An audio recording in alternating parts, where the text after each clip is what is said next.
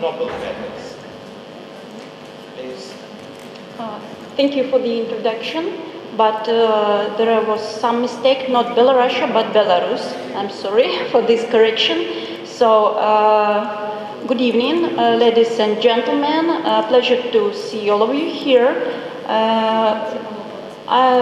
First of all, I would like to thank the organizers for the opportunity to give here an oral presentation, and my today talk will be devoted to the fabrication of SIRS active substrates based on porous silicon coated with the metallic nanoparticles. My talk will be divided into several traditional parts, such as preface, where I tell some words about key requirements for SIRS substrates and existing commercial products. After that, I will tell how porous silicon can be used in this area, and following, you will see some slides about fabrication and properties of SIRS substrates based on different types of porous silicon. I will finalize my talk with some examples of application of such substrates and concluding remarks. Let's begin from preface. There are some key requirements for SIRS substrates which are commonly exist. The first one is high SIRS activity. Enhancement factors should be more than 3 orders of magnitude. What is more, SIRS substrates should demonstrate very good storage stability and reproducibility, and in addition they should be formed by cheap and very easy method. Here you can see some players on market of SIRS substrates, and after analysis of the parameters of these substrates, it was found that the minimal detection limit reaches 10 to minus 9, nanomolar concentration. An enhancement factor reaches 10 to 7, but they usually have quite short shelf life, about 1 month. What is more, they are quite expensive. The highest price is 75 euros. So there is a room for improvement of parameters of SIRS substrates. And now I will say you how we use porous silicon to improve such parameters. Porous silicon is a material which presents an array of ordered pores in a silicon matrix. The structural parameters of porous silicon can be easily varied by regimes of fabrication of porous silicon. In this case, it is quite easy to define sizes, shape, and special location of the metallic nanostructures which are deposited on different types of porous silicon. Here you can see a family of metallic nanostructures formed on porous silicon by our group, such as metallic nanoparticles on mesoporous silicon, metallic rods and dendrites on microporous silicon, and metallic nanovoids in macroporous silicon. And let's begin from mesoporous silicon templates. In our work, we used mesoporous silicon with porosity about 75%. We varied the thickness of porous silicon to find the optimal thickness to provide a good adhesion of metallic layer to the substrates, and the average pore diameter was about 50 nanometers. Here you can see a typical example of mesoporous silicon which was used by our group. To deposit metals, we used an immersion deposition, and we used a number of metals such as copper, silver, and gold. The advantage of this method is as follows. It is possible to deposit metal from the simple aqueous solution of metal salt, but the metal should have a positive redox potential in order to be able to be reduced on the silicon substrate. Here you can see an example of silver nanoparticles on mesoporous silicon and the evolution of silver nanoparticles during the immersion process. You see that all samples have nanoparticles of sizes favorable for good surface plasmon resonance, SPR, but the best one was the second, and we explained it as follows. The film has the highest density. In this case, there are a lot of hot spots formed in this film. In order to check SERS activity, we used a traditional test analyte such as rhodamine 6G, which is organic dye. It has well-studied Raman spectrum. That is why it is very easy to compare the results of your group with the results of others. And actually studying the presented spectra, you can see that the minimal concentration which was detected with our substrate was femtomolar, so it can be sometimes compared with single molecule detection. So you see that the wavelength was green in this case. After that, we have checked the stability of SERS signal on the sample of 5 millimeter length, and this step of scanning was 0.2 millimeters, and we have found that its spot-to-spot and sample-to-sample variation was between 7 and 10%, so we met requirement for commercial SERS substrate. The storage stability was also very good. The variation of SERS signal do not exceed 10% for 3 months, but as you can see from this graph, the substrate is SERS active even after 2.5 years of storage. Actually, there is some problem during detection of low concentration of analytes, for example, bioorganic molecules, which are in the close vicinity of d metal under an excitation wavelength which is close to ultraviolet, can be photodegraded. To solve this problem, we move SPR of our substrates into infrared region by changing structural parameters of porous silicon and metallic nanostructures. And we used for this purpose microporous silicon. Microporous silicon usually is formed on tightly doped silicon. In this case, we have limited supply of electrons to reduce metallic ions, and it is very favorable for prolonged nanoparticles growth. So kinetics of the growth can be controlled. In case of prolonged nanoparticles, we have a different SPR modes in elongated metallic nanostructures, and as you can see, the SPR band is broadened into infrared region.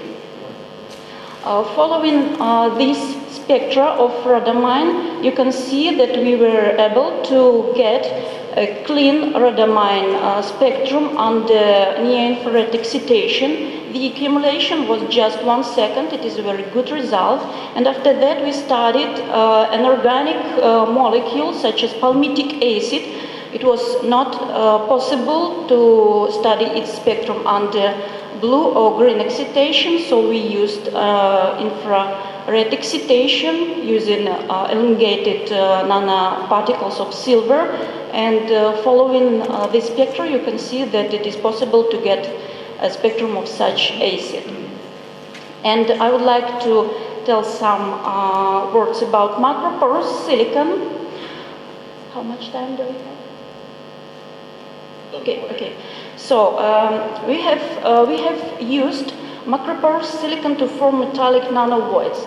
There are, as you know, there are some nanoparticles, plasmonic nanoparticles, but you can use so-called anti-nanoparticles such as nanovoids. In this case, it is possible to enhance Raman signal due to localized plasmon mode of strong ring component in the entrance of nanovoid and due to contribution from rays of integer number of bonds through the void, as you see from the second picture.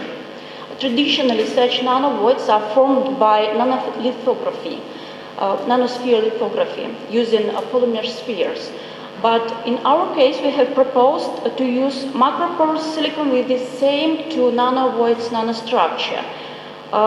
Actually, we have used gold films on mesoporous silicon and macroporous silicon, but here I didn't present such result because I have a limited time, but it was shown that macroporous silicon is much better.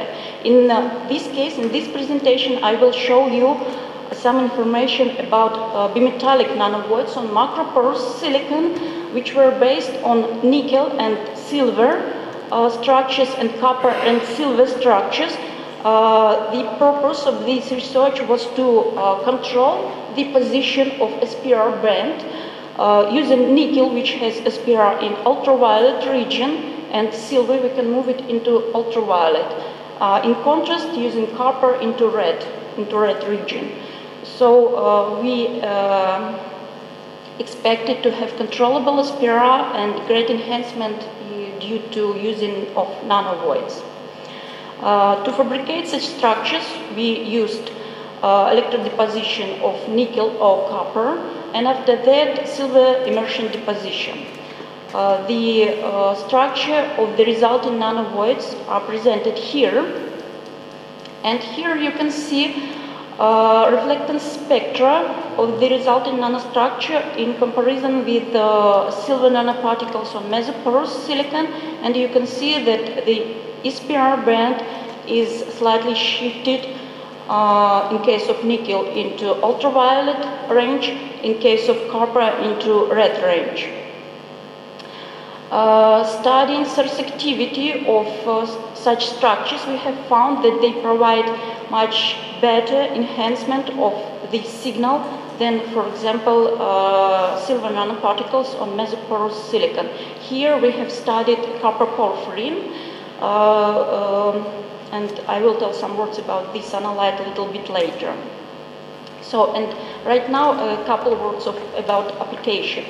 Copper porphyrin, which was used with our substrates, demonstrated detection limit down to 10 to minus 11 mole. We have studied this analyte in the range of work on study of the structure and concentration of photosensitizers in photodynamic therapy of cancer. It is very important to check the concentration of photosensitizers in physiological liquids after photodynamic therapy. Also, we were able to study phospholipids, which is major component of cell membranes. This work was done together with a Russian organization, and the detection limit under green excitation was 10 to minus 12, picomolar concentration. Also, we have studied physiological liquids such as tears or blood, human blood serum. It was possible to detect proteins in such liquids. For example, in tear, two proteins provide sterility of tear. It is very important to control. We tried to develop the way to control concentration of such proteins in for example, diseased eye, to find if it is necessary to add, for example, lactoferrin or lysozyme to diseased eye. Okay, and a very interesting result, almost final. So we also observed that we tried to detect very low amount of proteins, but they were distracted under laser excitation. And we covered our proteins, which were deposited on the substrate with graphene. And after that, we were able to obtain a spectrum of proteins. So we think that thermal conductivity of graphene provide non-heating of proteins and allow them to not destruct. And as concluding remarks, I would highlight that porous silicon allows fabrication of rich morphological family of substrates. Such substrates provide very good detection limit till femtomolar concentration. They are cost effective because the fabrication method is usually utilize wet techniques. Also very wide range of excitation wavelength, and what is more, porous silicon provide improved spot-to-spot, sample-to-sample and storage stability of substrates. Meet requirements for commercial substrates, and frankly speaking, we have already commercialized our substrates. Some of examples are here. This research was supported by European Union, some Belarusian organizations, and it was financially supported under some commercial contracts with the Russian Federation. Also, I would like to thank my respected colleagues who were involved in this research. It was very long research. And I would like to warmly thank you for your kind attention. Thank you. Thank you for your interesting report. We have only 1 minute for question, if you want. I'd like to ask you about problems with fluorescence of your substrates. Actually, we have no fluorescence. No fluorescence because our substrates provides its decreasing. The reason why I ask is because I saw that you moved to infrared in some cases. Yes, but infrared, no fluorescence in any case. Not to. No. Once more, thanks. Time. Thanks for your report. Very short question, very short answer. You used graphene or graphene oxide? Graphene. Okay. Needs thermal conductivity. And the enhancement using the silver nanoparticles sets depends on the mass of the silver in your porous. For small porous, small enhancement, for biggest, no? Actually, probably you are right. We didn't estimate the mass of silver. Sure, you're right. Good idea. Thank you. Once more, many thanks for your